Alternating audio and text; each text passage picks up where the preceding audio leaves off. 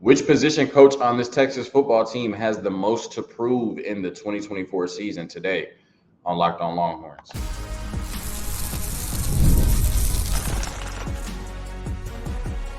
You are Locked On Longhorns, your daily podcast on the Texas Longhorns. Part of the Locked On Podcast Network, your team every day. Locked On Longhorns, the show. Jonathan Davis, your host. Today's episode of Locked On Longhorns is brought to you by Gametime. Download the Gametime app, create an account, and use code LOCKEDONCollege for $20 off your first purchase. Remember, terms apply. On today's episode of Locked On Longhorns, each position coach what they need to prove in 2024. All of that and more on today's episode of Locked On Longhorns, part of the Locked On Podcast Network, your team every day. Really quick before I get into today's subject matter, this is the last week that Locked On Longhorns will look this way as presently constructed. I will have a co-host starting full-time next week on July 1st. Very excited for that. Very excited to take that momentum in terms of a new show, a rebrand into the SEC. I just feel like it's needed. Can't wait to bring on a co-host. That's all I'm going to say right now. But like I said, this will be the last week of me doing the show by myself. And, then we're going to turn it up a notch starting next week until further notice. All right. So when we talk about today's episode, what position coaches need to improve, the inspiration for this episode came from an article I saw on Horns 24/7, right, where they were talking about which position coach had the most to prove in 2024. And they had did this previously kind of with like an article where they talked about which player was the most irreplaceable on this Texas football team. And so I kind of flipped that and did a list of like the 10 most irreplaceable players. So then this time they did an article on which position coach has the most to prove for this Texas football team. Well, I'm like, why don't I just do an episode on Locked On Longhorns, not a segment. It's going to take more than a segment. But why don't I do an episode on Locked On Longhorns where I talk about what each position coach needs to prove, right? Because I don't think any position coach on this Texas football team right now can just coast on what they've done last year in the past. We haven't won a championship yet, a conference championship. But on July 1st, we'll be in the SEC. So we haven't won a conference championship in the SEC. We haven't won a national championship. I think all of our position coaches have something to prove. Of course, does a Kenny Baker have more to prove than a Tashard Choice at this point? Absolutely. I think Kenny Baker has the most to prove on this Texas football team when this is the biggest opportunity you've ever had in your professional career, and you're replacing two All-Americans in Tavondre Sweat and Byron Murphy. I think he would have the most pressure on him this season to perform as a position coach than anybody else on the team. But I think every position coach on the team has something to prove this season, and that's going to be today's episode. Me going through each position coach and what I think they need to prove this year, starting with quarterback, always the most important position on the field. And, that's going to be A.J. Milwee, the quarterback coach. And I think the most important thing for him this year is, let me pull it up, all right? Can you maximize Quinn Ewers this season? I think when we looked at Quinn Ewers last year, he took a huge jump from what we saw in the 2022 season, especially towards the end, right? Those last 6 games were just really uncharacteristic for what we had seen from Quinn Ewers earlier in the season, right? That Oklahoma game and then the first quarter against Alabama were magical, right? And then those last 6 games kind of just fell off, the face of the earth, and came back strong in that Washington game in the Alamo Bowl, and then followed that up with a really strong 2023. He had the Wyoming game where he was pedestrian, missed those 2 games, but outside of that, he was really good, right? And then in the Big 12 championship game, he broke records, thought he could have been better early on. In the Washington game, the second one in the Sugar Bowl, but he settled in. But this is a big year for Quinn Ewers. Has the opportunity to be the first overall quarterback taken in the draft, the first overall pick in the draft, has a chance to win the Heisman, has a chance to lead this Texas football team to 2 championships, right? And I think to accomplish all of that, we have to see improvements for Quinn Ewers, right? I think he was amazing last season, but there's room for improvement in terms of going through his progressions, right? Showing that he's a franchise quarterback, the consistency, being able to push the ball downfield with accuracy and consistency, right? Going through your reads, right? If the first read is not there, not locking on, getting to number 2, getting to number 3, knowing when to go to your checkdowns. He did a really good job last year of knowing when to use his legs. But even then, right, like you don't always have to use your legs. Sometimes you can dump it off to your running back, get 20, 25 yards there, right? Just knowing when to always make the right play, and just that consistency of play in and play out being the type of quarterback that the University of Texas needs. That's what we need from Quinn Ewers to improve on what we did last season. 12-2 college football playoff berth. I get the feeling that's not enough for Texas fans this season, right? And so Quinn Ewers is going to have to take that next step. Well, who is most charged with that development? It's AJ Milwee, right?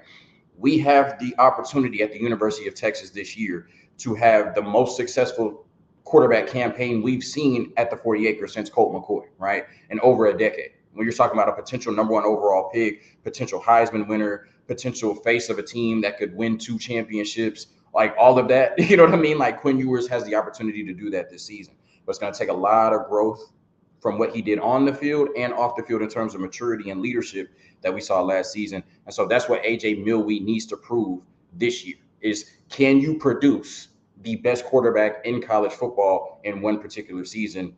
He has that task with Quinn Ewers this year. Can you maximize Quinn Ewers and get him to be the first quarterback taken, get him to be the Heisman winner, get him to be the face of a program that's competing for championships this season? That's what AJ Milwee needs to prove, in my opinion. Next is Tashard Choice, and what I think he needs to prove this season is, will Cedric Baxter live up to his number one overall running back ranking in his class this season? I think a Texas fan would be disingenuous right now if they said Cedric Baxter is definitively the best running back on the team right now.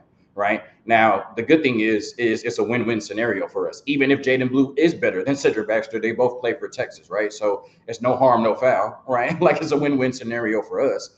But when you go out and get the number one running back in his class, you expect him at some point to play like the number one running back in his class, right? And last year we just didn't see that from Cedric Baxter. True freshman, new environment, coming all the way from Florida to Austin, Texas. He was banged up, probably just learning how to be a college running back, in a new state and a new environment the first year. And, obviously Jonathan Brooks was the guy. He was the guy the first 2 weeks, but he was the guy, right? Jonathan Brooks was the best running back on the team last year. And then even though Cedric Baxter came on towards the end, I thought towards the end of the season that Jaden Blue probably was a little bit better than Cedric Baxter even towards the end of the season. But this year, Cedric Baxter is going to be the guy. And regardless of what Jaden Blue can provide in terms of, electricity or a scat back or a third down back or, just your running back number 2, you need your running back 1 to be dominant. Even if Jaden Blue is providing the more explosive plays, we should be able to look at Cedric Baxter this year and say, yeah, he's one of the best running backs in the country, and Texas is a championship contender because they have Cedric Baxter as their running back 1. So what Tashard Choice needs to prove this year, we've seen the development with Bijan. We've seen the development with Roschon. We've seen the development with Jahmyr Gibbs. Can you put Cedric Baxter in that conversation? I think that's what Tashard Choice needs to prove this year. Chris Jackson, are your top 4 guys ready to replace Worthy, Mitchell, Witt, and Sanders? I know JT Sanders is a tight end. Chris Jackson specifically works with the wide receivers, but these are pass catchers, right? And so I wasn't going to mention a tight end coach. You know what I mean? Like, these are all pass catchers. So Chris Jackson, you're losing Xavier Worthy, first-round pick, Adonai Mitchell, mid-second-round pick, Jordan Whittington, 6th-round pick, one of your most productive receivers, and JT Sanders, a 4th-round pick, probably was a 2nd or 3rd-round talent at that tight end position, right? And obviously there's a bunch of talent, right now at the wide receiver and tight end position. I feel like we can go 2-3 deep at tight end, and we can go 6 deep at wide receiver, but we haven't seen it yet. That's all projection. That's all on paper. We saw what Xavier Worthy, Adonai Mitchell, Jordan Whittington, and Jatavian Sanders did at the University of Texas. Our only hope is that players like Isaiah Bond, Matthew Golden, Silas Bolden, Ryan Wingo, Jonte Cook, et cetera, can come in and give you that same production or more, right?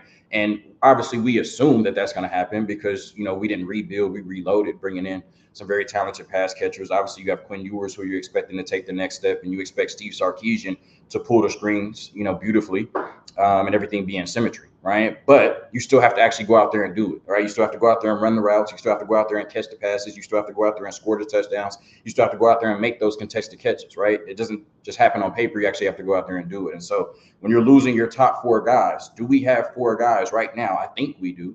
But when the season starts, do we have 4 guys that can go out there and give us what we lost to the NFL draft, or give us more in terms of production than what we lost to the NFL draft? I think that's what Chris Jackson needs to prove this year. You inherited a crazy amount of talent that had already performed at the University of Texas before you got here. Now you're getting another, even more, even though you helped recruit it, right? But you're getting another group of crazy talented pass catchers, right?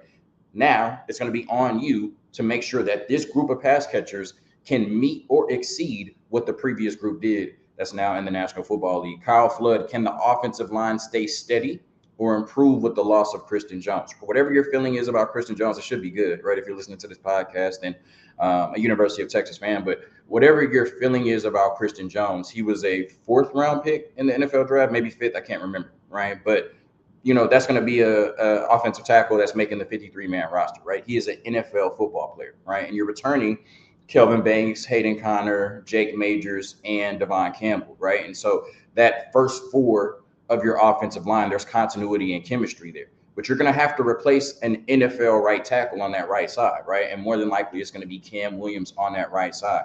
Can this offensive line maintain the production or exceed the production that we've seen over the last couple of years with you having to replace, albeit just one player, 20% of that offensive line? Oh, yeah, that's also a right tackle, right, who's going to be dealing with edge rushers on that side. Now, that's not Quinn Ewers' blind side, but like I said, we've seen in the past, Quinn Ewers has not been the best quarterback at dealing with pressure, right? He hasn't had to a ton over the last couple of seasons because you've had Christian Jones and Kelvin Banks, 2 NFL tackles, blocking for him on each side, right? We need to make sure that Cam Williams can match or exceed what Christian Jones has given us the last couple of years. 1, to make sure that this offensive line is still humming as one of the best in the country, but 2, to make sure that our quarterback is still as comfortable as ever, right? We don't want our quarterback getting happy feet in the pocket this year because our right tackle can't protect, right? And so what Kyle Flood has to prove this year, and he's already proved it, that he can replace our NFL right tackle because he's done it plenty of times, right? But at the University of Texas, this is the first time he's had to do it. Can you put another guy into that right tackle position and this offensive line can be business as usual? That's what Kyle Flood needs to prove this season for me on the Texas football team. Quick word from our sponsors, and I'm getting into the defensive side of the ball, what the position coaches on that side need to prove to me and everybody that's associated with the program this season.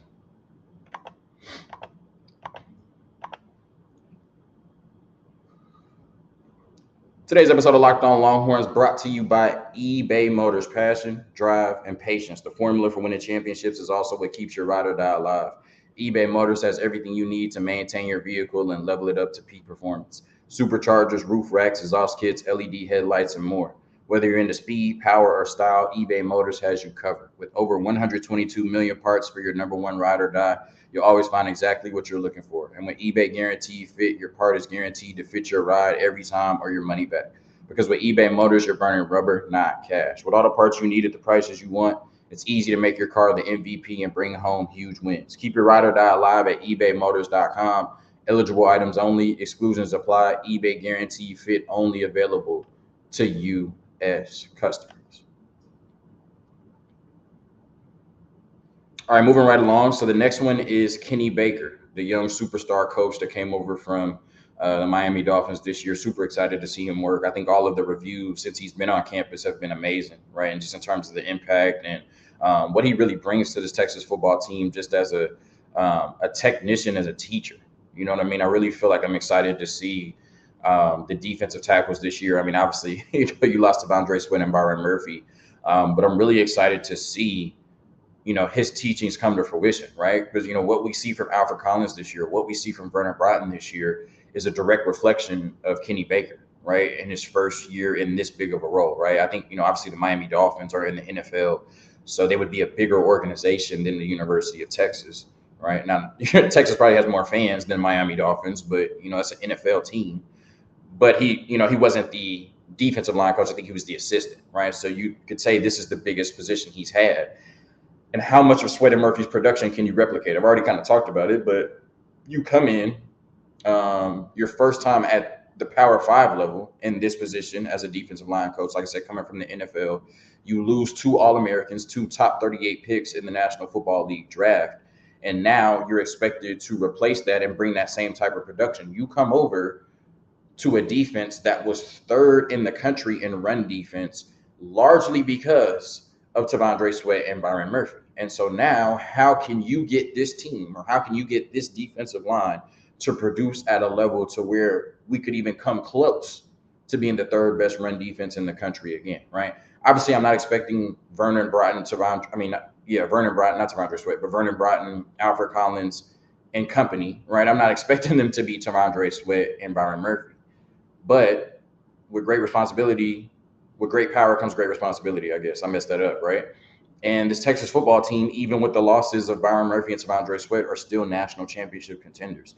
So yeah, I mean, we're going to give you grace because you lost great players, but we still expect Alfred Collins and Vernon Broughton to give us elite production this year because that's what it's going to take to win in the SEC, and that's what it's going to take to win conference and national championships. So, Kenny Baker has, big shoes to fill, for sure with Bo Davis, and he has to come in and, like I said, he has a tall task in terms of replacing two of the best defensive tackles the University of Texas has ever seen. But that's what he has to prove this year, is that Texas can be fine at that defensive tackle spot without two All-Americans, and T'Vondre Sweat and Byron Murphy.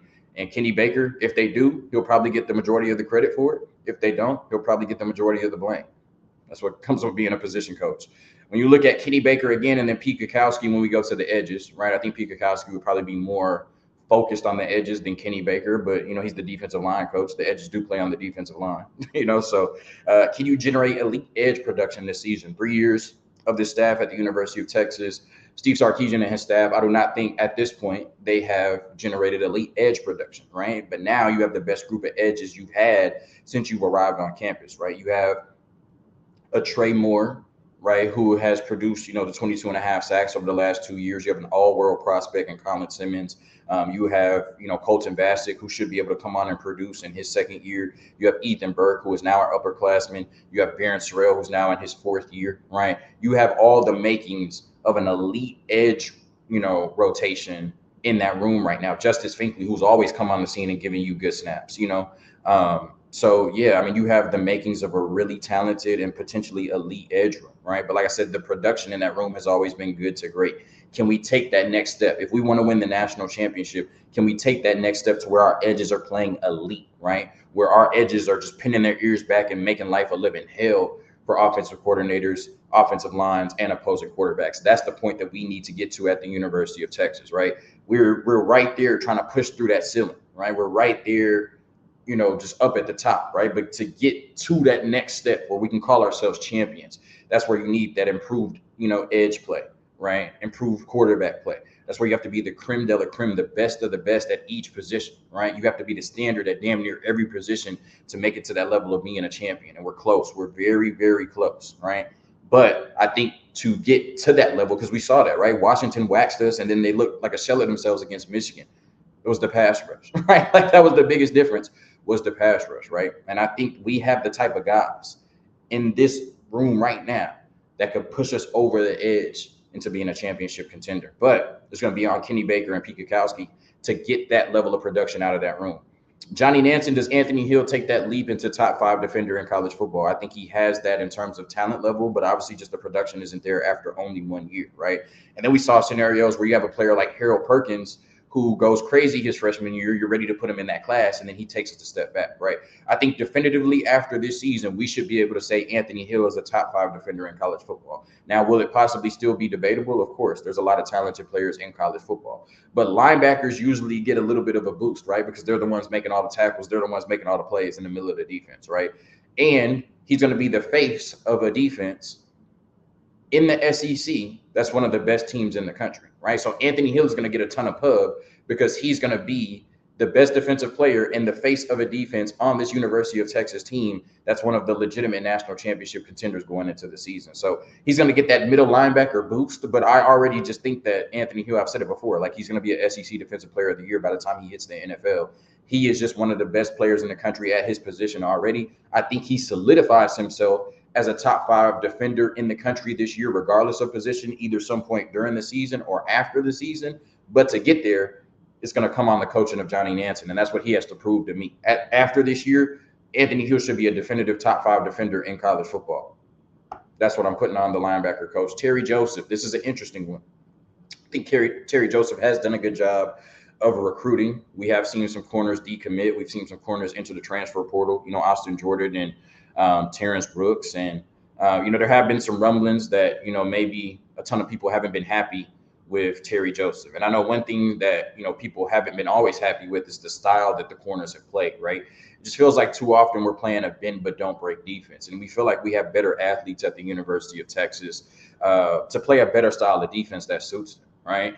And, it's not necessarily a bad thing, right? Because the team did go 12-2, right? So you can't say that, the style didn't work, right? At the end of the day, they were one of the 4 best teams in the country last year. But I just think that soft mindset creates soft play, right? If you're going into the play saying we're willing to give up 7 to 8 yards every play, then you can't just expect them to turn it on in the red zone, because what you're playing is the numbers, right? You're saying we can give this team 7 to 8 yards, right? And they can move down the field. But eventually you're going to run out of 7 to 8 yards, right? You know what I'm saying? Like eventually you're going to have to get into the red zone and execute, right? Because that cushion that we were giving you all the way down the field is no longer there. I think Terry Joseph has to find a way to where these guys can lock down in the red zone, but they can also lock down on the 40, right? And not the 40 acres. I mean the 40-yard line. There's no point in us being bend but don't break, but then just assuming that we're going to lock down when we get to the red zone. Because newsflash, that's the Oklahoma game, right? Like if I could describe the Oklahoma game in 2 sentences, I just did, right? We gave them everything they wanted all the way down the field, and then they still executed in the red zone because Jeff Lebby and Dylan Gabriel were in their bag, right? So there's no guarantee that bend but don't break is going to work when you get into the red zone, because they can still out execute you when they get there, right? If they have a good play call and do what they need to do, right? So the best scenario is to not let them get into the red zone, period. Why bend but don't break when you don't have to bend to begin with, right? And so that's the question. That's what I have to, see from Terry Joseph this year is, are we just going to be soft mentality-wise and coverage-wise? Are we just going to be bend but don't break and hope we execute in the red zone? Or are we going to lock up, get in people's face, and really stop people? Now, obviously, you can't play press coverage, safeties down in the box all game, right? You know what I mean? Like, you have to balance it, and you have to mix up coverages, and, sometimes you are going to have to play a little bit off, right? And, kind of be weary of giving up the big play, right? But like I said, that bend but don't break is cool, but we do a lot of bending, right? We do a lot of bending, and in that Oklahoma game, possibly in the Washington game, even in the Kansas State, Houston and TCU games where things got a little interesting, even though we won those games, that came from bending, a lot, and then hoping we didn't break at the end. Now, in those games, we didn't break at the end, but, you can't do that against SEC teams and hope for the same result. So that's what I need Terry Joseph to prove to me this season. And then Blake Gideon, safety, was arguably the most disappointing unit on the team last season. Can that room bounce back in a big way? Obviously you weren't expecting to get essentially nothing out of Jalen Catalon, even though his previous history gave you the, at least the inkling that you might get absolutely nothing out of Jalen Catalon. You weren't expecting the Jaron Thompson to regress last season the way he did. I thought Michael Taft was good.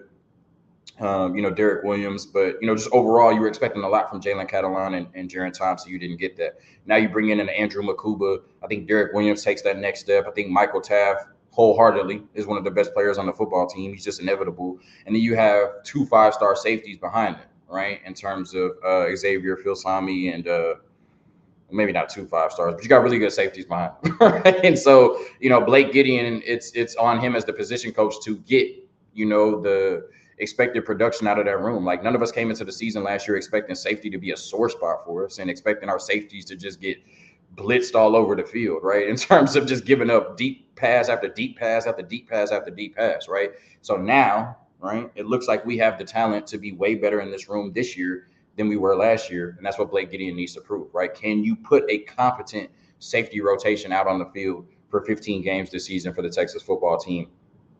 We'll see, right? So that's what I think each position coach on this football team needs to prove. Once again, if you're here from the beginning to the end, this is the last week that it will be just me on Locked On Longhorns. I promise you what I got coming next week, what I got coming for the remainder of however long I'm on this show is some heat, right? We're rebranding. It's going to be a great rebrand as we head into the SEC. Hook 'em. Peace.